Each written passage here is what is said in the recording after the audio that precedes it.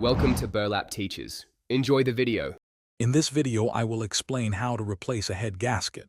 First, gather all necessary tools such as a torque wrench, socket set, and a gasket scraper. Safety is paramount, so drain the engine coolant completely and disconnect the battery's negative terminal. Before you begin disassembling, carefully label all hoses, wires, and connectors. This crucial step will save you significant time and frustration during the reassembly process, ensuring everything goes back in its correct place.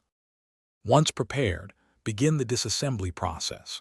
Start by carefully removing the intake and exhaust manifolds, along with any other components obstructing access to the cylinder head.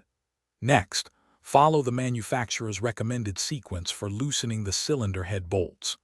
This specific order is vital to prevent any warping of the cylinder head.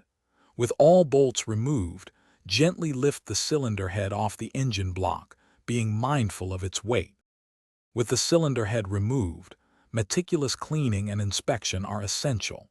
Use a gasket scraper to thoroughly clean all mating surfaces on both the cylinder head and the engine block.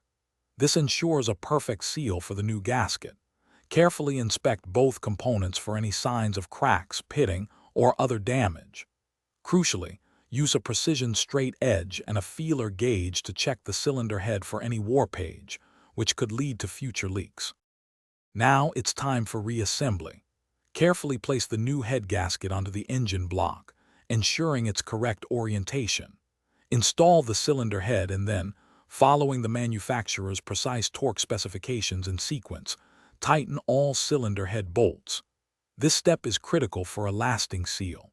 Reconnect all previously removed components, refill the engine coolant, and perform a thorough check for any leaks before starting the engine. Your engine should now be running smoothly. Thanks for watching. Consider subscribing if this video helped you.